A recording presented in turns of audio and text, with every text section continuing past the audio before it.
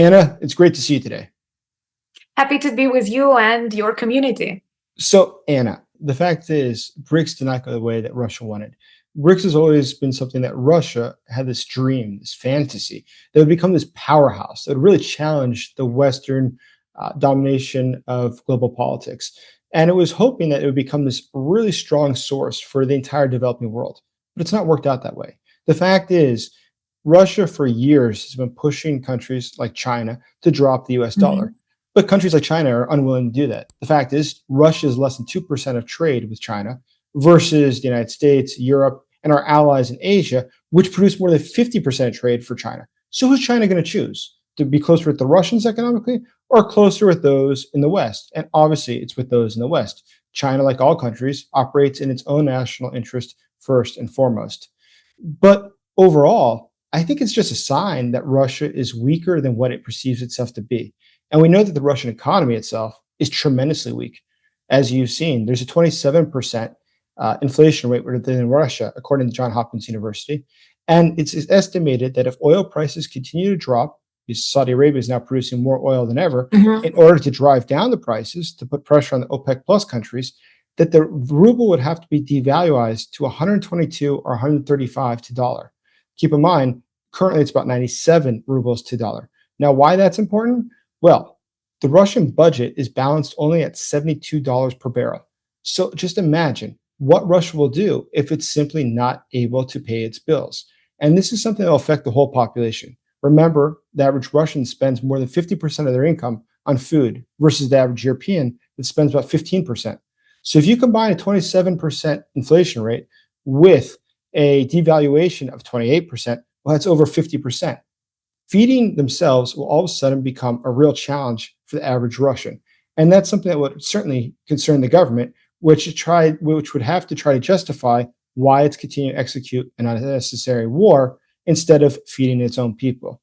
But looking ahead, what do you think? Do you think that Russia is weaker than what many people perceive? I am sure of that. One of the reasons why I have started my YouTube channel was to try and to explain this part of the world to the rest of the world, especially to those who live in old, more or less healthy democracies. Because this level of lies, this level of fakes that exists in Russia is impossible to understand if you live in, let's say, Denmark. People cannot imagine to what extent Russian authorities can openly lie. And there are numbers, there are facts, but they can say something totally different. You can clearly observe it with Russian propaganda messages, like they have attacked Ukraine because Ukraine was going to attack Russia in February. We all understand it is BS. But they keep repeating that. And it is Russian national tradition to listen to what your dictator says and do not question that. And that's why this level of lies, this level of fake numbers that they can present even to the International Monetary Fund or elsewhere is insane. One problem that we do have is Russian population and its attitude to their lifestyle, to their well-being. They got used to living in very bad conditions. And I guarantee you that if a similar economic situation happened in, let's say, France or the US, you would see millions of people on the streets protesting against inflation, high prices, and whatnot. In Russia, they simply accept it. They think it's because of the evil West, and they keep collecting money to buy more bread. This is what is very bad about Russia itself, and those who care so much about this country should think about poor Russians who, under Putin, have to go through so many bad things. So I think that is another argument why it's so important to defeat Russia and to liberate all the Russian population. And speaking about the dollar prices, I do remember how at the end of the Soviet Union, at the start of the independence, like $1 bill was a great present for a birthday. And I think Russia is coming to this again. Plus, this official prices, ruble for dollar official rates, is one thing. And it's very typical for Russia to have a black market, a gray market, where the prices are actually different and worse for ruble, because the state controls everything. And literally, if you want to buy $1,000, let's say, they may not give you this possibility, and then you go to the black market and you buy it twice the price of the official one. And I'm sure this is happening right now in Russian. That's why they are looking for options. They are looking for loans. They are looking to sell more of Russian independence to China or someone else. And actually, thank you for reminding about the Saudi Arabia. It would be great if they'd lower the prices, because if we look back at the moment when the USSR collapsed, one of the reasons that boosted this moment was actually prices for oil that were dropping, and Russia is a dig and sell economy. They are not competitive with other countries. They do not create, develop, produce something new. I was asking my subscribers, can they name me any product Russian that they like? I mean, a new car, a new telephone, or even a bestseller written in the 21st century. No, they simply dig and sell their natural resources, and not even theirs, but of all the republics of the Russian Federation, making them poor, bringing money to the center and spending them on war. I agree with you totally. To paraphrase Solzhenitsyn, referring to the Soviet government, he said that they lie. We know that they're lying, and yet they continue to lie. The fact is that Putin knows that he's lying. We know that it's myths. This Nazis in Ukraine, one of the justifications for the war, or the fact that Ukraine was going to invade Russia. It's just absurd. And it's obvious to everybody. And yet it continues. But isn't that a good reason why, for instance, the West should be doing more to do information campaigns within Russia to get the population to wake up what's really going on? Voice of America and Radio Free Europe are great, and it's very good that they exist. But more can be done to reach out to Russians on the micro level to wake them up what's really going on and how their government is really abusing them. What do you think? I totally agree with you. I remember how at the very start of invasion and my vlogging career, I had one comment that actually made me angry. It was of a woman. She was from Russia, and she said, we support you. We want you to liberate Ukraine and then come and liberate us. And I felt like, oh my God, we want to survive, and you're asking us to liberate yourself. But through the years of this full-scale war, I'm actually happy that I'm not filled with hatred, but I'm filled with a mixture of disgust and pity for the Russian population, because we are traumatized. We were traumatized by Holodomor, by Soviet regime, communist regime, but they are so traumatized that they don't even know they are traumatized. Can you name me, Jason, a period in the Russian history where they had something like democracy? Imperfect, like any variant, but something like democracy. Some say Yeltsin, but I can disagree. The Chechen War and so on. And my version, my hypothesis is that they have never experienced democracy. So it is in vain to hope that they can develop it somehow with Putin or after Putin if they have never tasted what that is. It's just like, don't teach your children to read and think they will start reading books. No. And it is our responsibility, maybe not Ukrainian, we need to have a rest after we defeat them, but I mean the responsibility of the democratic world to introduce them to the basics. I'm not sure they can be very good at it, but at least to try. And without these information campaigns, without trying to reach them, it's impossible, because all they produce inside the Russian society are Putin's, Stalin's, and Cold War.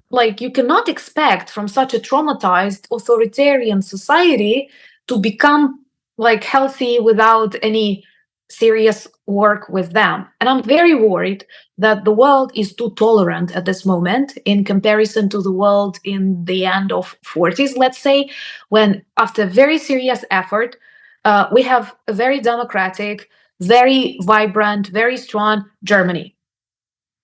But it was a serious work done there. But right now, I think it's one of the most diverse, most open to variety of opinions countries, most democratic. But it was a hard process controlled by many countries. And right now, we see that democracies are so tolerant, and Russia uses our democracy to undermine the democracy. And people are afraid to interfere, hoping for what? That Russian population that has never tasted democracy, that was taught to hate choice and freedom, will create it? Of course not. It's true. Russia does not have a democratic tradition by any means, and I don't think it ever existed in the 90s and certainly not by the 2000s. The fact is that Russia has a long, long history of cruel dictators that treat their people as just materials. They use them as they wish, dispose of them as they wish, and people expect that to happen. They don't expect better from their leaders.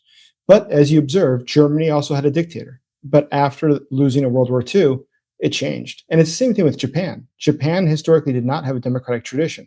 But after losing in World War II, it was also changed. Now, today is obviously Japan is a major, thriving democratic country. So I guess there is hope, but it has to be introduced. It doesn't happen just naturally. In the case of both Japan and Germany, it was after an occupation that they were able to change. So going ahead, though, overall, what do you make of the situation now in Ukraine? What's the sense? How do people feel today? Well, I'm always honest. Of course, people are worried because somehow this is an election year, not just in the United States, but in many countries, including Moldova, including Georgia. And we understand that Russia is really good at various hybrid wars, interferences, and we do need to strengthen this land of democracy close to Russia, and this is what Russia is so much afraid of successful stories of ex-Soviet republic. So we are, of course, worried, but at the same time, we are determined. And honestly, I hate it when some politicians keep speaking about Ukraine as an object, like not a subject. And, even if all the support ends, no one in Ukraine plans to surrender, because we clearly understand that for us it is an existential fight. We don't have a choice. It's not about being more comfortable or less comfortable. We do see what happens on the temporarily occupied territories, how children are stolen, their identities are changed, how people are tortured, imprisoned, disappear, or are made to join the Russian army and continue fighting against Ukraine. And I know this may look like a nightmare scenario, but if Ukraine falls, some of us are killed. That's realistic. That's what happened in Kherson. That's what happened in Mariupol. Lots of smart people, very vibrant people disappeared forever. Some of us will flee, but some of us will be made to join the Russian army and expand. This is what Russia does in history. There are such things. And it is one more argument why it's so important to not just stop them, but defeat them, to give a lesson to China that's watching, to give a lesson to Iran that's watching, to demonstrate that being tolerant, being smart, being kind, we are still strong. It's not like one or another. You can be both kind and strong and decisive. I agree with you totally. And what's been interesting just recently, more and more reports have come out that in occupied Lugansk and Donetsk, there's virtually no young men left anymore. It seems they've been picked up by the Russian military and sent to the front. Yes. So now it's totally made those areas desolate. But there's also a lot of other signs that Russia is struggling with manpower. You've undoubtedly seen the news that there's now North Koreans confirmed by the United States to be inside of Russia. And so what they're doing there is still not clear exactly. Are they going to be infantry, or are they going to be working with rockets, or what's the plan for them? But what do you make of this whole North Korea story? Well, from one point of view, of course, I was surprised to learn that it's not about missiles anymore. It's not about the maintenance of missiles, but most likely 12,000 real soldiers will come to fight against Ukraine. And I do think it's a negative precedent that should get the reaction of the world, and hopefully it will come. But at the same time, I feel great pity for these poor, malnutritious North Korean soldiers. Of course, no one is afraid, like, I mean, really of them here in, and looking at the Russian losses, you know, like they lose 10,000 soldiers sometimes per week. So this is the supply of Kim Jong-un for a week or two, because these North Korean soldiers, of course, they are in bad state. They know nothing. They have never seen internet. And I agree with Jake Bro, another great YouTuber and voice for Ukraine, who says that this is a death sentence for these 12,000 men. They will not return back to Korea. Perhaps Kim Jong-un simply traded them for some benefits, or maybe simply money for him and his family. Because they can tell a lot of things, like, you know, food, internet, and so on. So I don't think they will change a lot, but they definitely illustrate that Russia lacks people, that Russia is afraid to conscript new ones. They realize that this next wave of mobilization in Russia can actually reach big cities, and some protests or dissatisfaction may become more visible. Because right now what Putin does, he takes people from very depressive regions, and we may also compare that to some ethnical cleanings, because he invites the majority of non-Russian to ethnic groups, and that's another crime committed by his regime, who do not fit the doctrine of the Ruski Mir. But he lacks people, and that's why the North Korean soldiers are going to become another cannon fodder from the Russian side. And it is an illustration of weakness, because, like, if everything is okay, you have a strong army, you have a lot of young men willing to defeat fascist Ukraine, then why on earth do you need this poor, small North Korean soldiers? It's a good question. But, I think it's a great way to conclude, because overall, things are looking pretty bad for Russia.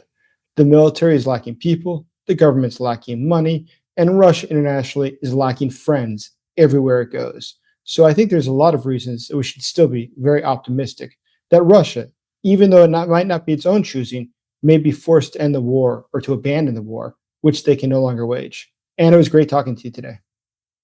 Thank you so much. Always happy to be on your channel. Thank you. Thank you.